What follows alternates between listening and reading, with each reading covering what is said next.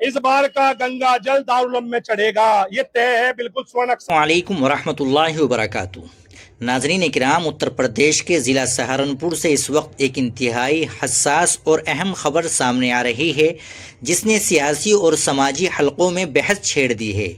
दुनिया भर में दीनी व इल्मी खिदमात के हवाले से मारूफ दारुल उलूम देवबंद के ख़िलाफ़ बाज़ सियासी समाजी रहनुमाओं की जानिब से एहतजाज और गंगा जल छिड़कने के ऐलान से मामला संगीन होता दिखाई दे रहा है। इस ऐलान के बाद इंतज़ामिया भी मुतहर्रिक हो गई है और वाज़ेह किया गया है कि ज़िले में अमन व अमान ख़राब करने या कानून हाथ में लेने की किसी को इजाज़त नहीं दी जाएगी।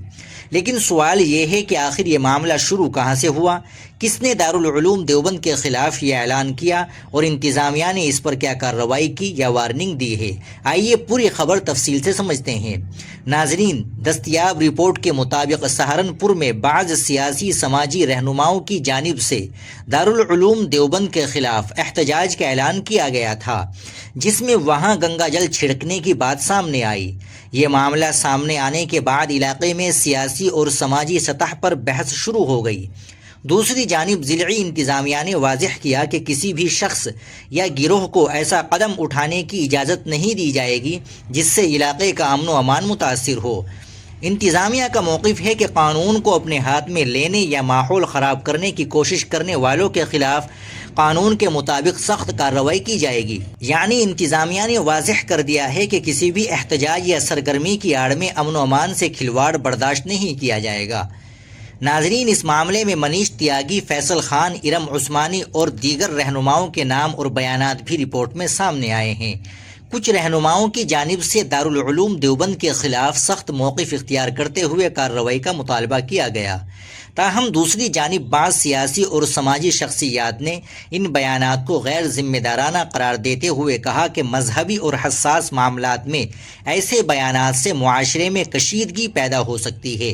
फलाह ग्रुप के डायरेक्टर मोहम्मद आमिर रहमानी ने भी इस मामले पर तशवीश का इजहार किया है। उनका कहना है कि दारुल उलूम देवबंद ने तवील अरसे से दीनी तालीम के साथ साथ मुल्क की आज़ादी, अमन, भाईचारे और इंसानियत के पैगाम को आगे बढ़ाने में किरदार अदा किया है। उनके मुताबिक किसी भी मजहबी या तालीमी इदारे के ख़िलाफ़ ऐसी सरगर्मी जो मुआशरे में नफ़रत या तक़सीम पैदा कर दें, इससे गुरेज़ किया जाना चाहिए। नाज़रीन, यहाँ एक अहम सवाल ये भी है कि आखिर दारुल उलूम देवबंद की अहमियत क्या है। दारुल उलूम देवबंद हिंदुस्तान का एक मारूफ दीनी तालीमी इदारा है जिसने बर्रे सग़ीर में दीनी तालीम के मैदान में एक तवील तारीख़ी किरदार अदा किया है। इस इदारे से मुख्तलिफ़ अदवार में बड़ी तादाद में उलमा ने तालीम हासिल की और हिंदुस्तान समेत दुनिया के मुख्तलिफ़ हिस्सों में दीनी तालीमी खिदमात अंजाम दी।